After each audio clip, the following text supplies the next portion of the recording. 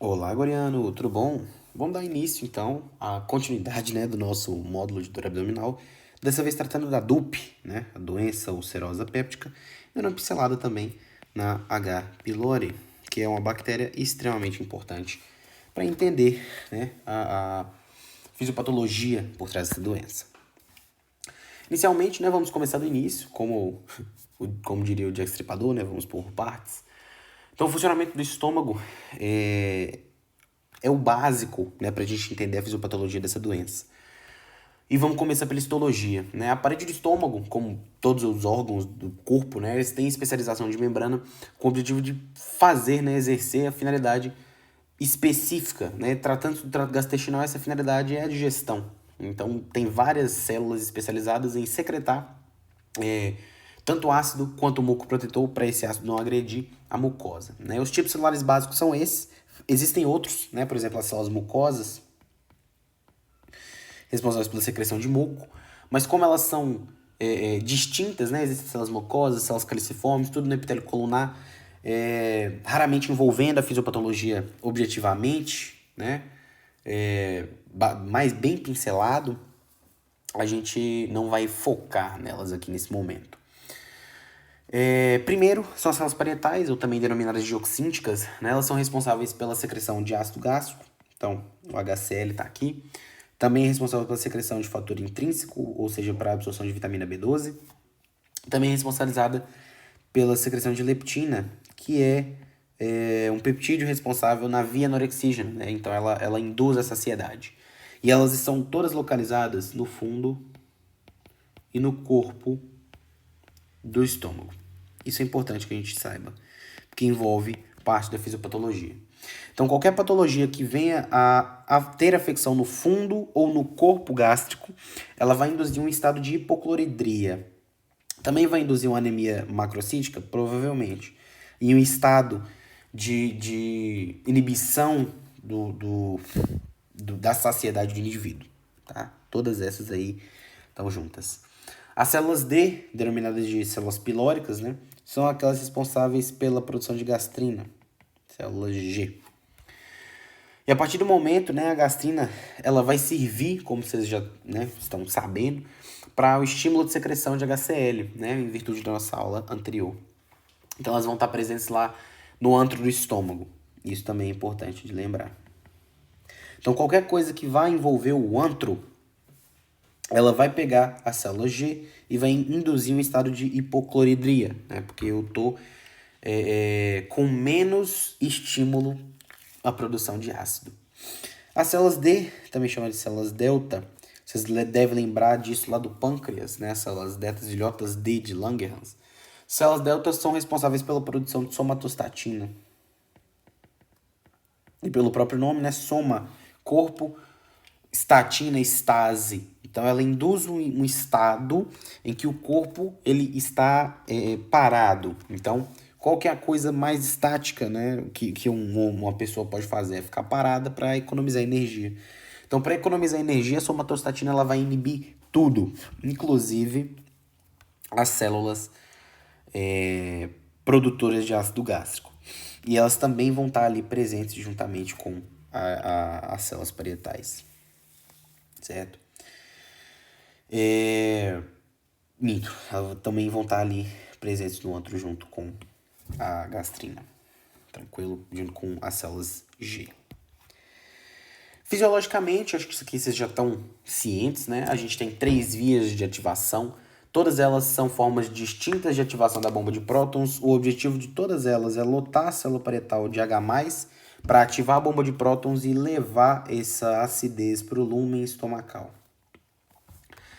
De um jeito ou de outro, né? O objetivo, então, é ionizar o HCl, formar o próton, ou seja, o H+, e tornar um meio ácido para auxiliar a digestão. Então, a gente tem uma via estaminérgica, mais importante de todas, responsável por 70% da secreção de H+, aqui dentro.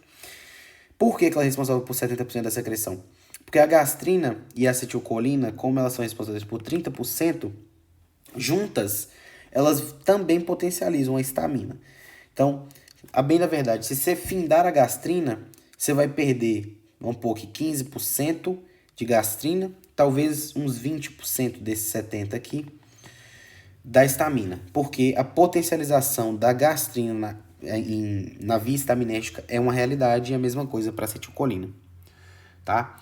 Então, a acetilcolina, a gastrina e a histamina, todas elas têm a mesma função de trazer H+ para dentro da célula parietal. Dessa forma, elas vão ativar a bomba de prótons que vai protonar esse H+ para o lugar dele. Pensando ainda nessa fisiologia, a secreção gástrica ela tem suas nuances, né, suas particularidades. Então, a partir do momento em que tem contato de partícula alimentar, lá pelo, né, duodeno, no sistema nervoso entérico, o sistema nervoso entérico aqui vai estar sendo composto basicamente pelo nervo vago e pelo glossofaríngeo. Esses dois nervos eles vão estar sendo tateados, né? Então é um estímulo de tato, de irritação química, até mesmo de distensão que o alimento provoca ao cair no trato gastrointestinal. Eu vou induzir a secreção ali. Então bateu no estômago, já vou secretando ácido para poder fazer a digestão. Pensando em química, esse ácido ele vai advir de um local, né? É uma reação reversível de ionização de água, em que eu tenho a água produzindo H+ e OH-, né? São um ácido de arrênios, né? É um H+ produzindo um OH-. O que acontece para que isso ocorra, né, é basicamente uma ação da H+K-ATPase, que é a bomba de prótons, objetivamente. Então ela vai pegar esse hidrogênio e protonar ele, trazer um potássio para dentro. E através do auxílio da bomba de sódio e potássio que vai estar aqui, ela vai pegar esse potássio que está fora e empurrar para lá de volta, que está dentro, e empurrar para fora novamente, trazendo um sódio para dentro. Fazendo isso, a gente mantém um fluxo homogêneo, né, de potássio dentro, sódio fora e H+ fora também. De maneira geral, o objetivo é que o H+ sempre fique por fora, o potássio eventualmente vai ir para fora também para voltar nisso aqui, né? Deixa eu riscar essa confusão aqui. O objetivo é o quê? Que o potássio que voltou para cá pela bomba de prótons não pode ficar aqui dentro, porque, né, a maior parte que deveria estar aqui é composta, né, já está dentro da célula parietal. Então, para evitar hiperpolarização, esse potássio tem que voltar lá para fora. Então, a bomba de sódio e potássio aqui vai entrar em voga. Ela vai, ao contrário do que outras bombas de sódio e potássio fariam, né, ela vai empurrar um potássio lá para fora, para que ele seja utilizado novamente aqui na bomba e trazer um sódio para dentro, que posteriormente vai também ir para fora por outra bomba, né?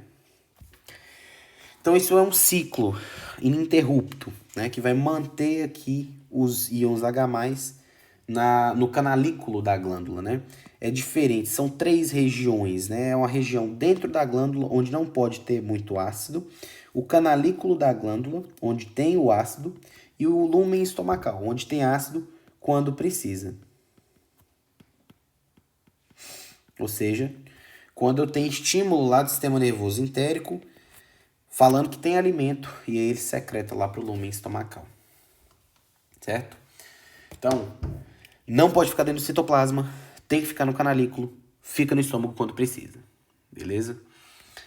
Em consequência disso, né, como eu tenho a ionização da água, o OH, que é a parte básica, vai, por ação da anidrase carbônica, se juntar com CO2 e formar bicarbonato. O bicarbonato ele vai compor o leque, né, ele vai aqui entrar pro fluido intersticial, né, o famoso leque, líquido extracelular, e a partir do momento que ele está lá, ele vai ser utilizado para compor o muco protetor, revestindo essa célula e, consequentemente, induzindo, né, um estágio de proteção contra o próprio ácido que ela está produzindo. Então, e depois, né, a própria célula parietal ela está sendo protegida, né, o substrato que ela está produzindo vai ajudar na proteção dela mesma futuramente. Tranquilo? Pensando ainda na anatomia da secreção, é interessante que a gente entenda de onde é que as coisas estão saindo, né? Porque a fisiopatologia ela fica mais fácil de ser explicada dessa forma. Então, a superfície epitelial, né, o próprio trato gastrointestinal, a parede dela, a mucosa, ela é responsável pela produção de muco, que é aquele muco lubrificante alcalino que lubrifica e protege a célula, né? A composição delas são de células mucosas, que vamos voltar a falar dela na patologia, e de células caliciformes. Ambas produtoras de muco, ambas protetoras e lubrificantes. Nas vilosidades, né, são aquelas invaginações de tecido.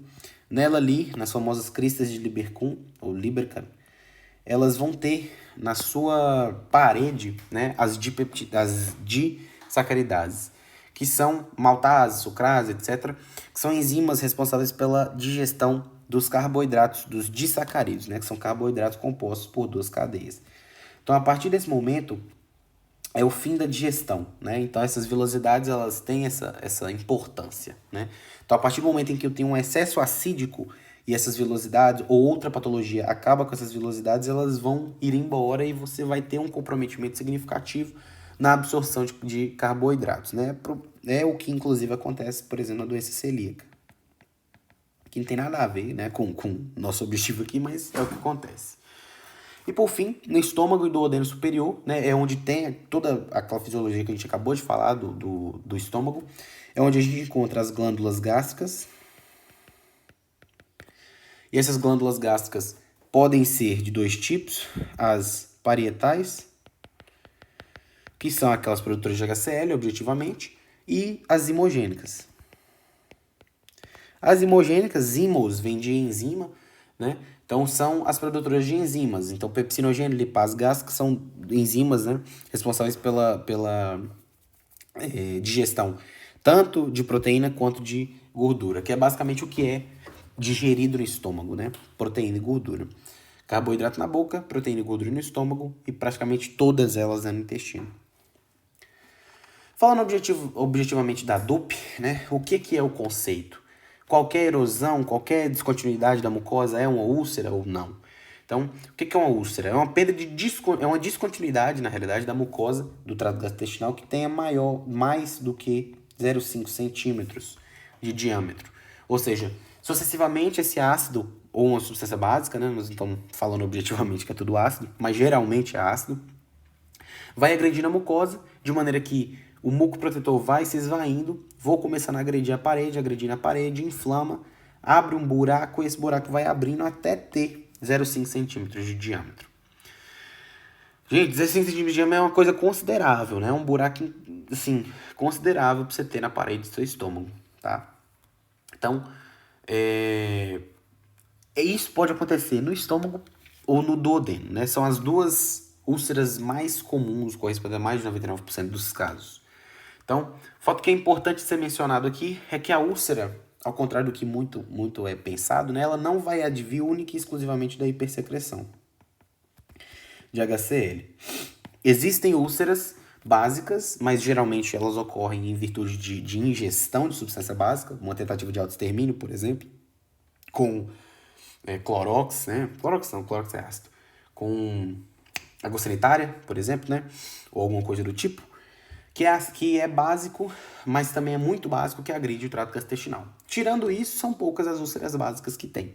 Mas eu também posso ter uma úlcera em virtude de um desequilíbrio entre os fatores agressivos e protetores, né? Então, o que agride? Basicamente o HCl, o ácido. E o que protege? Basicamente o muco. Então, se eu tenho pouco muco, se eu tenho um desequilíbrio naquelas células mucosas, não secretando mais o muco protetor alcalino, pouca quantidade de ácido é capaz de lesar a parede. Então, eu posso ter uma úlcera hipoclorídrica, assim como a hiperclorídrica. As úlceras hiperclorídricas geralmente vão afetar os locais mais suscetíveis, né? Então, pensando que o problema é um excesso de ácido e não pouco muco, o primeiro lugar a ser afetado vai ser o duodeno, porque ele não tem tanto muco protetor quanto o estômago, ele não está pronto para essa secreção hiperácida, e a partir do momento que ele bate lá, ele gera uma úlcera duodenal.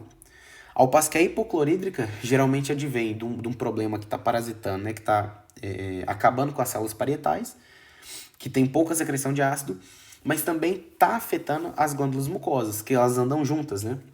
E a partir do momento que eu estou afetando ali as glândulas mucosas, pouco muco significa para mim ter maior chance, né? Qualquer coisinha de ácido que bater ali já irrita a parede e já dá problema, certo? Então, não necessariamente, né? Eu tenho uma úlcera que é hiperácida. Pensando nos fatores de risco, então, a gente tem que pensar em coisas que vão reduzir os fatores protetores do trato gastrointestinal superior, que vão basicamente envolver os mecanismos da COX-1 e a agressão direta da mucosa, né? Então, a COX-1 a gente sabe que é uma ciclooxigenase lá da cascata de ácido araquidônico, que é constitutiva, né? Ou seja, ela faz a produção de prostaglandinas endógenas, que vão ativar a secreção de muco protetor, revestindo, protegendo, né? E lubrificando a mucosa do trato gastrointestinal, evitando com que o ácido que corre ali gere uma lesão na parede. A partir do momento que essa COX ela é inibida por N fatores, aí eu tenho predisposição a desenvolver úlceras e outras dispepsias em geral. Então, vamos do normal, né? É uma coisa que pouco é lembrada, né? Assim, conceitualmente, teoricamente é muito lembrada, mas na praxis é pouco lembrada, que é os AINES. Então, os analgésicos, né? Não esteroidais, anti-inflamatórios não esteroidais, na verdade, eles são inibidores de COX. Então, se eu inibo COX, eu vou deixar de produzir as prostaglandinas, eu deixo de produzir o muco, eu estou suscetível a gastropatias de maneira geral, dor epigástrica.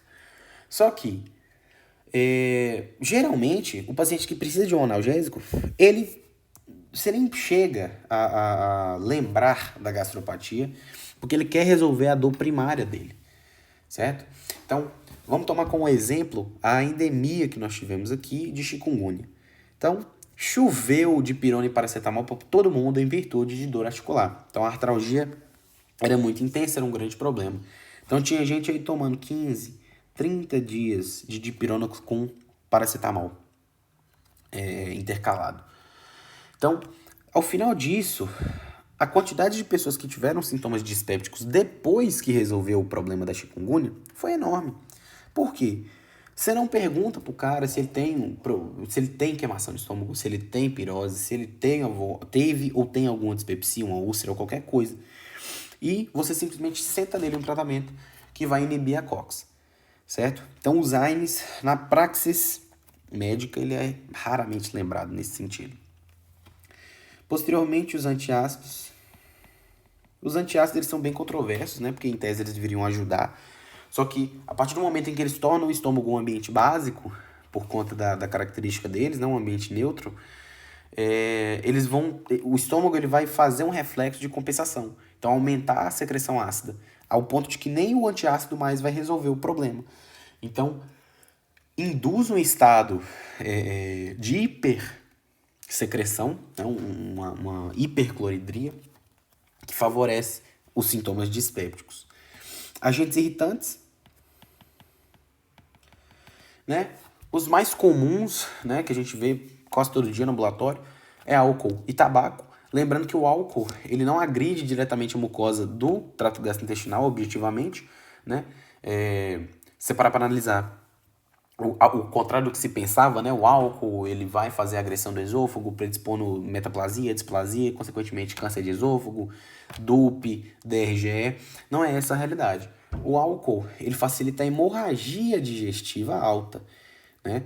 Então, a mucosa, propriamente, quando ela está íntegra, o álcool ele não consegue atravessar, perpassar por ser uma molécula hidrofílica e, consequentemente, causar lesão naquele local. Mas, a partir do momento que a mucosa deixou de estar íntegra, ele vai entrar ali dentro, né? Passando ali da lâmina basal, ele vai irritar essa região, inflamar essa região de modo a fazer sangrar. Então, ele facilita a hemorragia digestiva, ele não predispõe o quadro de úlcera objetivamente. E o tabaco, que é um agressor objetivo, né? O tabaco, é sabido que o histórico de tabagismo de um paciente, quanto maior, ele predispõe dispepsias de maneira geral, sobretudo a DUP. Fora os óbvios, né? Ácido muriático, né? Tentativa de autoextermínio com líquidos básicos ou ácidos, que obviamente vão irritar a mucosa e predispor quadros dispépticos gerais. E por fim, talvez o mais importante, a infecção por H. pylori. Então, nós vamos entrar nisso, né, novamente depois. A gente tem que lembrar que epidemiologicamente a gente tem mais de 60% da população brasileira que tem a bactéria atualmente infectando, né? Isso significa que tem uma altíssima prevalência e é uma coisa que precisa ser alterada. Porque a partir do momento em que essa bactéria faz a infecção loco-regional, né, como a gente vai ver lá no quadro clínico, ela é capaz de induzir os estados de hipersecreção e hipossecreção. Ela não está objetivamente ligado à úlcera em si, mas ela está ligado aos eventos de hipocloridria e hipercloridria que vão gerar a úlcera em si, certo? E por fim, os quadros clínicos associados, né? Aqui a gente vai ter a síndrome de Zollinger-Ellison,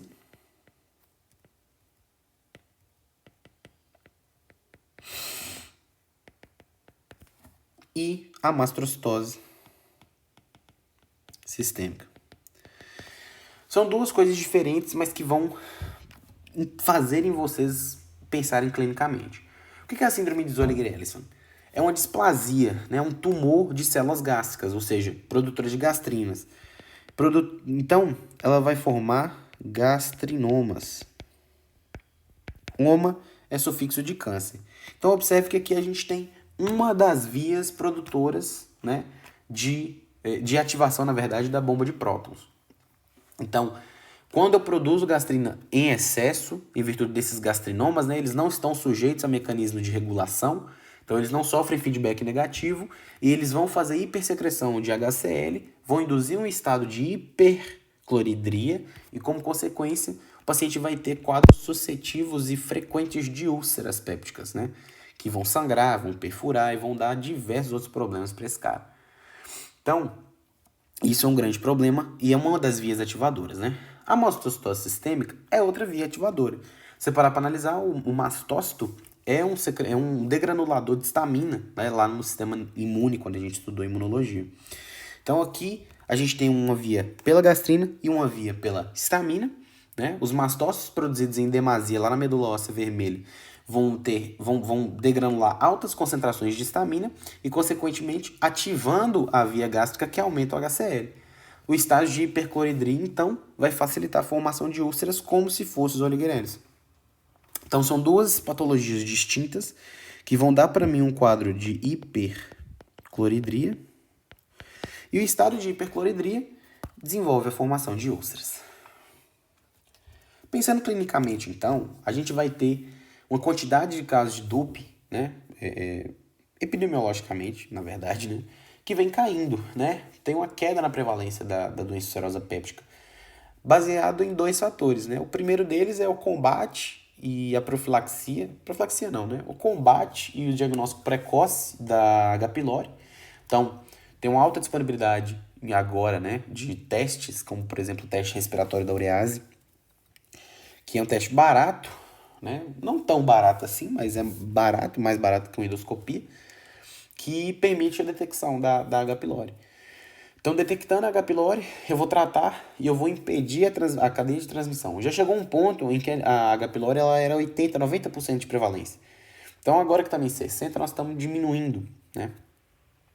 Então, pela erradicação da H. pylori, os protocolos e principalmente o controle de cura, né, que a gente vai explicar mais à frente. E, por fim, a grande disponibilidade de inibidores de bomba de prótons, né, sem prescrição na farmácia para a população em geral. Então, era comum antes tomar eno, né, para resolver esses sintomas de pirose. Com o tempo, o omeprazol veio ficando bastante barato, né, e sem necessidade de prescrição na farmácia. As próprias pessoas já estão usando o tratamento de indicação médica, né, sem prescrição, obviamente, para fazer o tratamento por eles mesmos, né? Então, é um exemplo de automedicação que vem dando certo. Epidemiologicamente ainda, a gente tem que falar que é mais comum no sexo masculino, principalmente em virtude dos hábitos de vida que o homem tem ao longo da vida, né? Então, a gente sabe que tem alguma relação com a alimentação, então, alimentos picantes, alimentos acídicos, alimentos excesso de gordura, uso e abuso de álcool e tabaco, todos esses são grandes problemas, né? Eles vão atingir ali por cerca de 10% da população em geral, tendo uma incidência anual aí de até 0,3%. Então, anualmente, 0,3% da população global vai descobrir uma úlcera péptica em algum momento da vida, tá? Lembrando que essas úlceras, de maneira geral, que a gente está tratando aqui, né, são dois tipos, né, uma úlcera duodenal e uma úlcera péptica. A úlcera duodenal é a mais comum e a úlcera gástrica é a menos comum. Pensando exclusivamente em epidemiologia, tá? Pensando clinicamente, a úlcera duodenal, na verdade todas as úlceras, ambas elas, né, elas têm sintomas, né, dispépticos clássicos. Então a gente tem desconforto abdominal, epigastralgia do tipo não irradiada, padrão de queimação ou corrosão, que pode apresentar inclusive sinais de alarme, náusea, vômito, perda poderal, hemorragia digestiva, né? Todos esses são sintomas de ambas as úlceras, mas a maneira como ela é apresentada é o que vai diferenciar as duas, né? Epidemiologicamente, na úlcera duodenal, a gente está pensando em pacientes tipo, né, entre aspas, da idade adulta. Então, temos aí pacientes com epidemiologia mostrando para a gente de 20 a 50 anos, mas, mesmo que seja um intervalo grande, né, de faixa etária, a gente entende que o paciente tipo, ele mostra pra gente por que ele tem a úlcera. Então, geralmente, o padrão alimentar desse paciente ele é problemático, né? De maneira geral, eles têm uma alimentação mais rica, existe um ganho poderoso importante e uma alimentação com maior frequência. Parte disso de hábitos prévios que essa pessoa já tinha, parte disso em virtude do próprio quadro clínico, né? Que a gente vai ver posteriormente, que é uma dor com um padrão específico. Que padrão é esse, né? É um padrão de dor que é aliviada pela diluição, ou seja, conforme a pessoa come ou bebe alguma coisa, a diluição do ácido lá dentro, por ser uma úlcera hiperclorídrica, faz com que,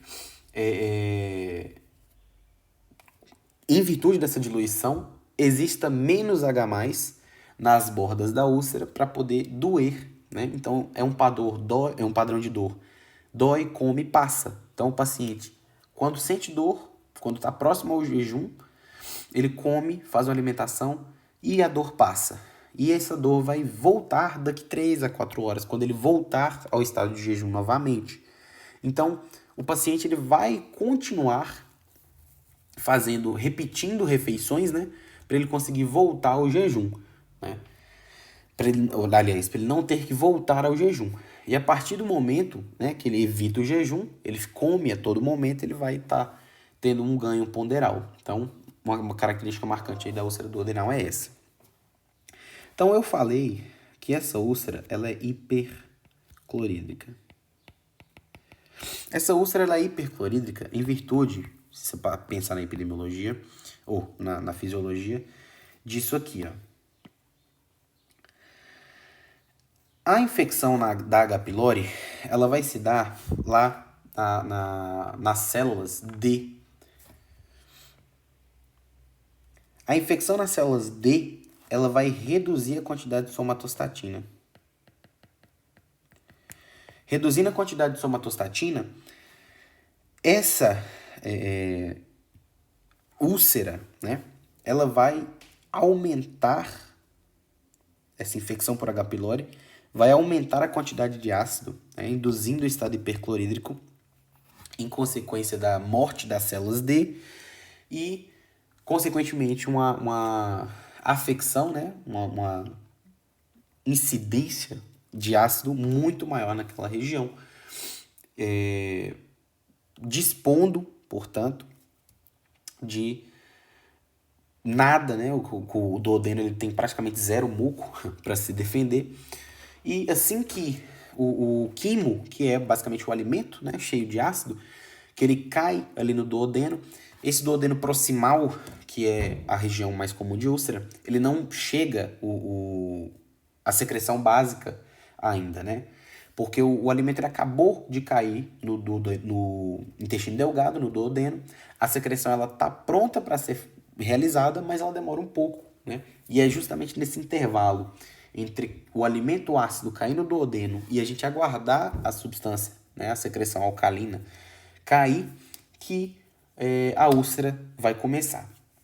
Então, no estado hiperclorídrico, qualquer agressãozinha que tenha no duodeno, que tem pouco muco protetor, já é um grande problema, né? O processo, então, vai ter um sofrimento duodenal importante, né?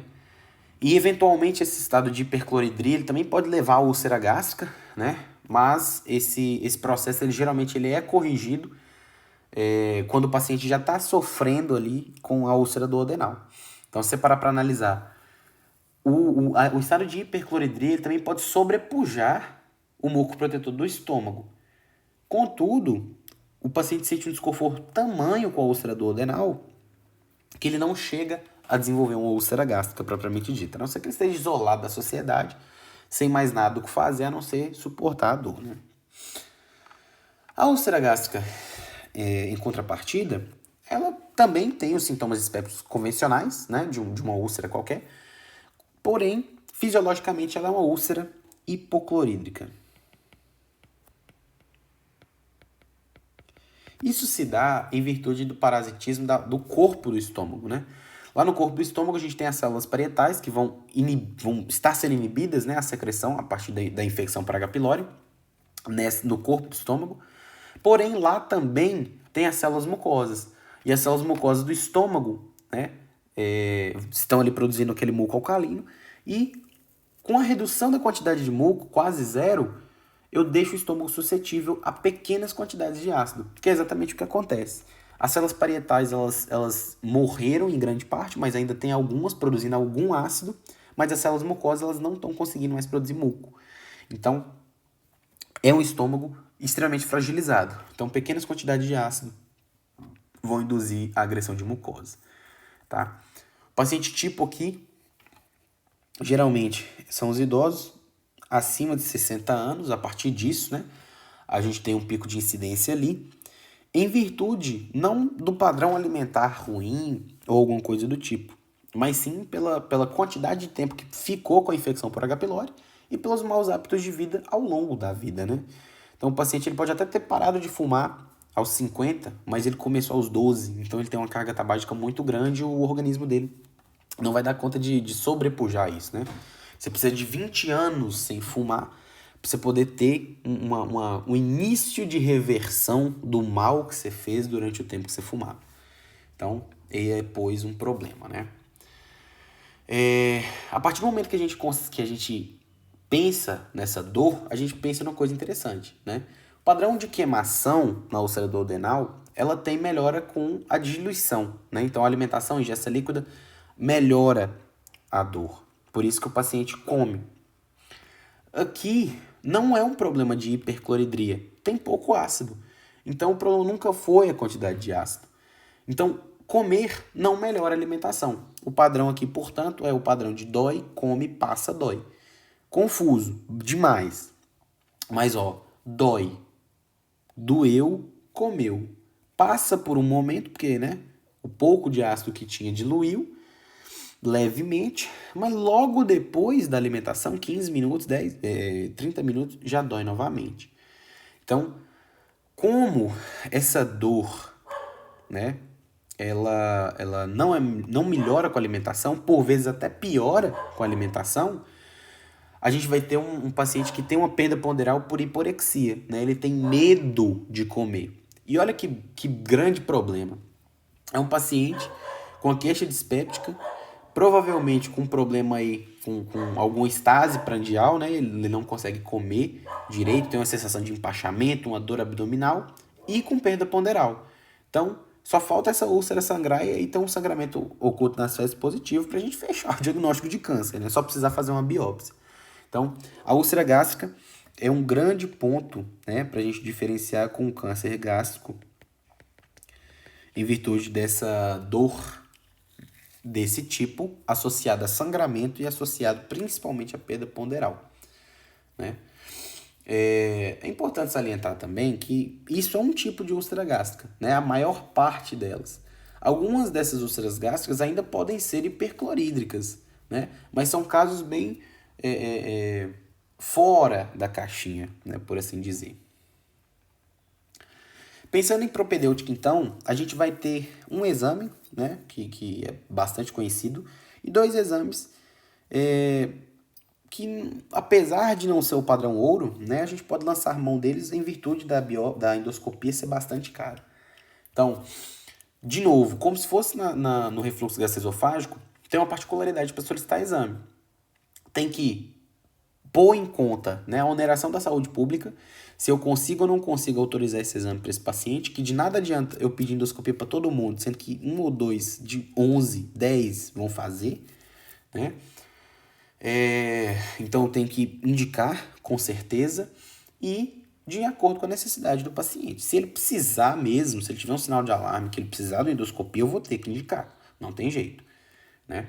Então existem 3 exames aqui que vão fazer esse papel pra gente. A endoscopia digestiva alta seguida de biópsia, que é o padrão ouro aqui. É o padrão ouro. Então, o objetivo aqui é o estudo histopatológico com pesquisa de neoplasia e H. pylori, né, que são as duas clássicas úlceras sangrantes problemáticas, no estômago principalmente, né? É um exame caro, de alta complexidade e vai ser indicado só para os pacientes que têm sinais de alarme.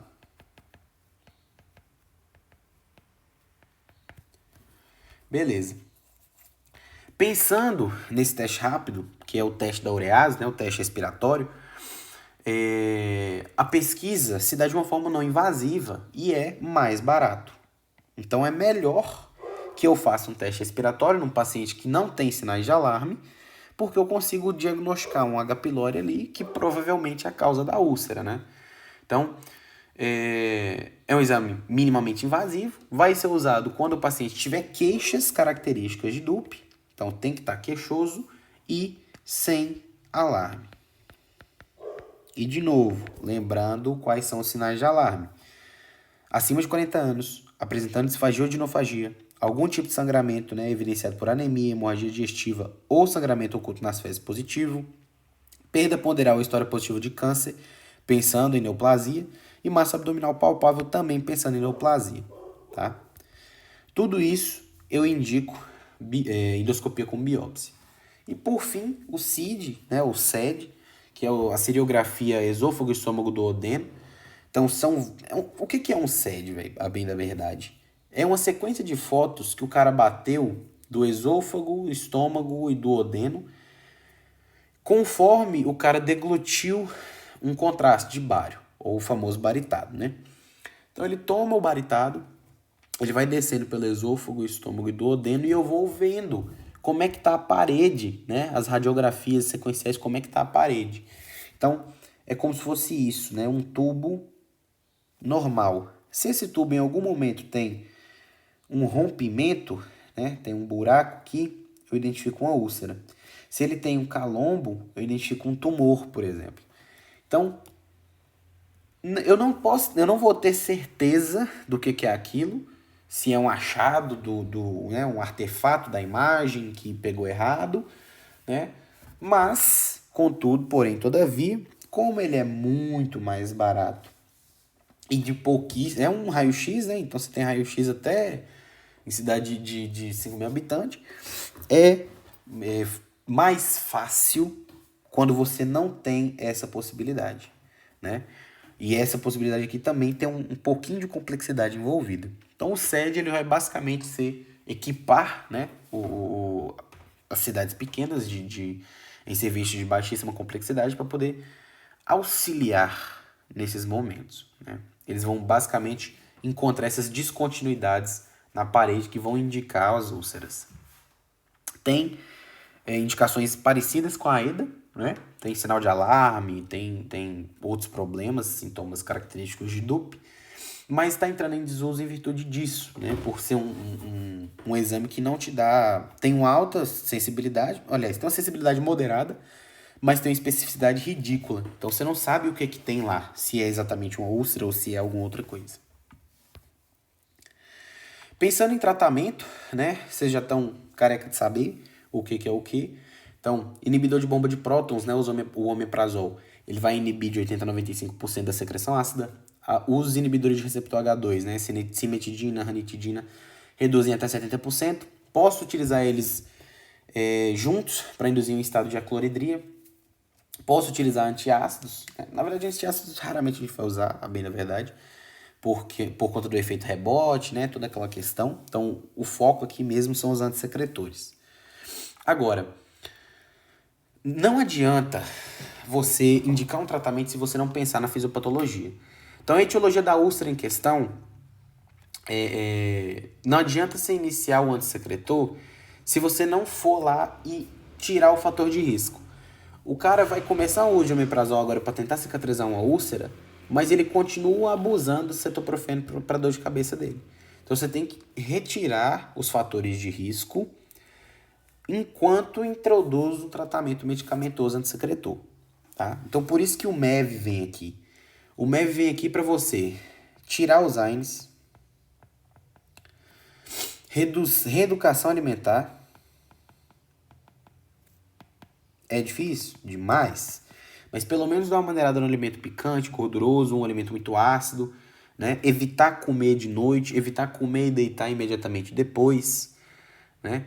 Introdução de dieta hipocalórica, perder peso, exercício físico, fazer higiene do sono, né? Tudo isso reduz a quantidade de cortisol circulante, reduz comorbidades associadas e reduz a pressão intraabdominal, que empurra, né? Faz com que a quantidade, o ácido ele fique mais tempo no estômago e reduz outras patologias, né? O próprio DRGE. Os antissecretores a gente vai introduzir o tratamento medicamentoso no IBP ou o IH2, que são os antissecretores, né? Então os dois, o omeprazol e a cimetidina. Os tratamentos de segunda linha são aqueles que falhou a primeira linha, eu vou optar pela segunda, né? O primeiro deles são os protetores gástricos. Nesse aqui, a gente tem um importante que é o sucralfato. O sucralfato é muito utilizado no paciente que ele precisa utilizar um AINE por uma patologia de base que ele tenha, mas que ele já tem problemas gástricos em virtude de abuso mesmo de analgésico. Então, o sucralfato é um belo protetor gástrico, né? Ele vai formar uma película protetora ali ao redor da parede do trato gastrointestinal, mais especificamente ao redor das bordas da úlcera. Vai evitar a ação do próprio ácido estomacal quanto das pepsinas no lugar da lesão, então ele vai impedir com que a úlcera cresça, sangre, piore, perfure, né? E aumenta a secreção de muco alcalino. Então, o sucralfato é ótimo, é excelente. A gente não usa ele antes, porque se você usar esse sucralfato, você não está exatamente cicatrizando a úlcera, né? Você está paliando um problema, né? Você está pondo uma fita, uma silver tape assim, num buraco de uma garrafa d'água até você chegar em casa, né? Em algum momento você vai ter que cicatrizar essa lesão. E o tratamento cirúrgico. Na verdade, esse tratamento cirúrgico está reservado ao refratário do refratário, né? Aquilo que não resolveu com nada mesmo. Você passou pelo sucralfato, não resolveu, já tentou 60 dias de omeprazol com cimetidina, nada resolveu. E aí, a partir desse momento, você vai apelar, né? Geralmente, a gente está falando daquelas gastropatias crônicas, né? Zolliger-Ellison, mastocytose sistêmica.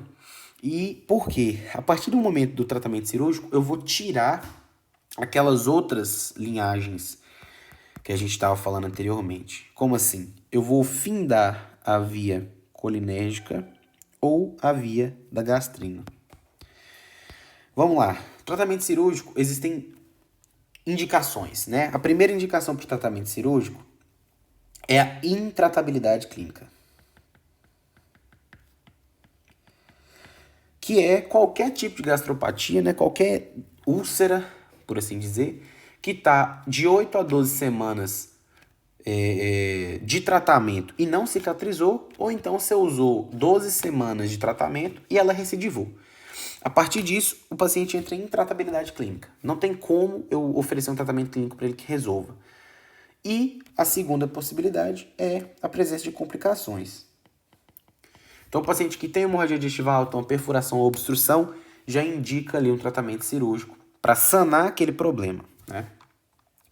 As opções para esse tratamento são duas, basicamente. O primeiro é uma vagotomia e o segundo é uma antrectomia. A vagotomia é essa aqui, pode ser qualquer uma dessas, né? Observe que eu estou pegando o 10º nervo aqui, o vago, e eu estou cortando o estímulo dele. Portanto, eu estou cortando o estímulo da acetilcolina. Então, eu estou reduzindo a quantidade de H+, que tem na célula parietal, parte da via colinérgica e parte da via adrenérgica. Tranquilo? Minto, parte da via colinérgica e parte da via estaminérgica, porque ela também potencializa a estamina, certo? Fazendo isso, eu reduzo a secreção ácida, consequentemente eu favoreço a cicatrização dessa úlcera. Óbvio que, se possível, introduzir, né, o tratamento clínico depois da cirurgia para essa úlcera cicatrizar mais rápido seria bom também. E a segunda possibilidade é a ressecção do antro, também chamado de antrectomia. Então eu vou retirar o antro, que é o local onde está a célula G produtora de gastrina, né? E eu vou tirar a estimulação da gastrina na bomba de prótons, que é igualzinha à acetilcolina. Eu vou retirar a estimulação da gastrina, assim como eu vou retirar a parte da estimulação da histamina, né? Porque ela é uma potencializadora da histamina. Então, tirando essa parte, o estômago vai ficar menor, óbvio, mas eu vou ligar ele diretamente com o duodeno para eu reduzir a secreção ácida e favorecer a cicatrização dessa úlcera, tá? Então, eu tenho essas duas possibilidades aí. Temos que pensar ainda nas complicações em virtude da DUP, né? A complicação mais comum é a hemorragia digestiva alta, então são 10 a 15% dos pacientes ulcerados. Paciente que tem úlcera, de 10 a 15% deles vão evoluir com algum tipo de sangramento. E dentro da hemorragia digestiva alta, né, 40% deles são úlceras. Então, observe que grande parte, é quase a metade dos pacientes que sangram é por úlcera. Geralmente, o paciente que sangra, ele tem características, né? Então, o paciente que tem acima de 60 anos de idade, conviveu com essa úlcera já há muito tempo, tem outras patologias de base, por exemplo, um AVC isquêmico, um infarto, já toma um ASzinho para raliar o sangue, um rivaroxabano, né, algum tipo de antiagregador plaquetário. E na vigência desse problema, né, a partir do momento que tem uma hemorragia digestiva alta, o paciente tem que ser estabilizado hemodinamicamente para, né, mantê-lo ali na estabilidade, né, vivo, e indicar uma endoscopia digestiva alta de urgência para identificar e sanar o problema, né? Talvez uma escleroterapia, um soro gelado, né? Você jogar um soro gelado em cima do local sangrante, adrenalina, para poder tentar controlar esse sangramento. Perfuração, que é a segunda, né? Então aqui é a primeira, segunda mais comum, ela vai afetar aí de 6 a 7% dos pacientes. Contudo, ela é a que mais mata, né? 15% dos pacientes que têm perfuração e evoluem com abdômen agudo perfurativo morrem em virtude de úlcera, né? Então, essa úlcera, ela inclusive essa perfuração, ela pode ser tamponada pelos próprios órgãos da cavidade abdominal, né? Então, quando o trato gastrointestinal perfura, os outros órgãos eles vêm para cá, para ficar por cima, né? E evitar que o conteúdo intestinal caia no peritônio, desenvolva uma peritonite, e sepse e óbito, né? Forma o plastrão, que é esses órgãos em cima do buraco, né? Isso aqui é um plastrão que você consegue palpar com uma superfície rígida, né? Como se fosse o fígado deslocado, né? Uma estrutura mais rígida ali no epigástrio, por exemplo, que é uma região que você espera que seja completamente macia, né? Mesmo que exista essa possibilidade de tamponar a perfuração, existe a possibilidade de que o orifício extravase o conteúdo intestinal, gere peritonite, né? Sepse, como eu já falei. O tratamento dessa perfuração é basicamente cirúrgico. O objetivo é a gente identificar o local que perfurou no exame de imagem, ir lá, fechar o orifício, né? Ou então ressecar a região e tirar aquela parte ulcerada, e iniciar a antibiótico terapia de amplo espectro, porque afinal de contas, né, caiu restos alimentares, a depender de onde ulcerou, né? Caiu conteúdo gástrico, conteúdo duodenal dentro da cavidade peritoneal. Então a gente precisa iniciar a antibiótico terapia. E por fim, a obstrução. Esses dois, a bem da verdade, a gente vai abordar na de abdômen agudo, né? Mas coisas à parte, que é mais pra frente. Na hipótese de obstrução, ela é a terceira mais comum, e das complicações. Porém, quando acomete, né, essa região do duodeno proximal, antrogástrico, são as mais comuns de acontecerem, a sintomatologia dispéptica, ela vai passar a apresentar outras coisas, né? Então, quando o cara obstrui, ele passa a apresentar plenitude epigástrica e saciedade precoce que antes não tinha. Então, tem uma mudança de clínica. Então, você consegue diagnosticar isso clinicamente muito mais tranquilo. Se for uma obstrução total, obviamente, você vai ter ausência de defecação, ausência de flatulência, né? Ausência de fezes na ampola fetal. Vai observar no raio-x os sinais clássicos, né? Que vamos ver na sessão de abdômen agudo. O objetivo, então, do tratamento, né, da propedêutica, do segmento, é você fazer um exame de imagem que identifique o problema e você entre, né, inicia a hidratação, sonda o paciente com o objetivo de tentar desobstruir por sonda, inicia uma dieta laxativa e se você não consegue uma resposta boa, né, fazendo a sondagem nasentérica para reduzir pressão e usando a dieta laxativa e ele não resolve essa obstrução, você tem que partir para cirurgia mesmo, né? Então, 3 possibilidades aí de problemas, né, de complicações da DUP. A H. pylori, né, vamos começar falando de conceito de epidemiologia, objetivamente dela, né?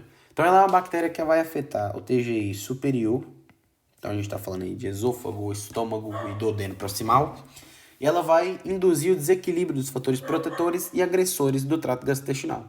Então, menos muco, mais secreção ácida, né? Se ela pegar corpo ali, vai ter uma redução da secreção ácida, mas também tem uma redução do muco. Então, ela vai induzir quadros clínicos dispépticos de maneira geral. Como eu já falei, a prevalência dela gira em torno de 60% no Brasil.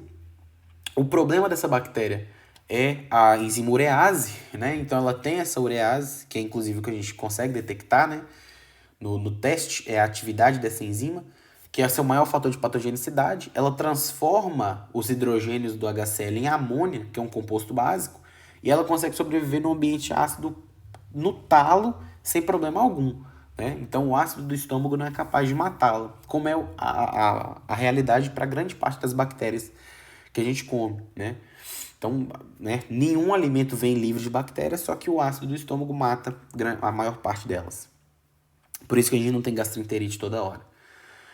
Pensando em úlcera, né, 10 a 15% dos pacientes infectados com H. pylori, então desses 60%, 15% deles vão desenvolver úlcera péptica em virtude dessa infecção. Porém, se você pensar em câncer gástrico, de 30 a 50% deles, dos cânceres gástricos, tem ligação com a bactéria. Então, metade dos casos de câncer de estômago estão ligados de uma maneira ou de outra com a infecção por H. pylori. Então, é importante que a gente entenda como tratar, como identificar e tratar essa bactéria, né? Pensando, então, no objetivo, né, que é a propedêutica e terapêutica, a clínica da infecção ela está distribuída pela dispepsia.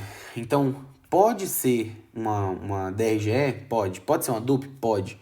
O que acontece é que essa bactéria ela tem os efeitos dela de atrapalhar a fisiologia do estômago, né? Então, a gente tem que ir... Não tem um quadro específico de infecção por H. pylori, mas as dispepsias, né, as dores em queimação de maneira geral, elas podem estar relacionadas. Cabe a nós, então, tentar achar e tratar. Propedêutica, né? É necessário que a gente faça algum exame. Idealmente um que seja menos invasivo, né? Então a gente vai com o teste da urease, que é o menos invasivo, na ausência de sinais de alarme, mas com queixas dispépticas, né? E se tiver sinais de alarme ou não der nada nesse teste respiratório e manterem os sintomas, a gente vai apelar para endoscopia digestiva alta com biópsia. Descobrimos o mote da H. pylori é teste e trate. Descobriu, fez exame, positivou, trato, né? E o tratamento é uma associação da acloridria, né, com o objetivo de cicatrizar essa úlcera, com um combo de antibiótico terapia para erradicar a bactéria. Por quê? É uma tarefa bem difícil, porque essa bactéria ela é bastante resistente, né? Então, justifica o emprego de mais de um antibiótico com esse objetivo. Então, a gente vai lá. Inibidor de bomba de prótons, né, omeprazolzão, de 4 a 8 semanas. Associa o inibidor de H2, né? O inibidor de receptor H2, um antihistamínico. Se refratário a essas 4 semanas, para induzir a cloridria. E amox de 12 em 12 com claritromicina de 12 em 12. Note, gente, toda vez, uma dica para vocês, toda vez que vocês for indicar um antibiótico, vocês indiquem antibióticos na posologia, ou então o tipo de antibiótico que tenha doses no mesmo horário. Porque se você pôr uma amoxicilina de 500, por exemplo, pode tomar de 8 em 8, com a claritromicina de 12 em 12, vai dar uma confusão, porque o paciente vai ter que tomar 3 comprimidos de amoxicilina e 2 de claritromicina. E ele vai terminando tomando 3 de 3, 3 e 3, depois 2 e 3, e não vai dar certo, entendeu? Então, se for para fazer um tratamento clínico em regime ambulatorial, escolha esses 2 antibióticos, né? Pensando em H. pylori, que vai dar certo, né?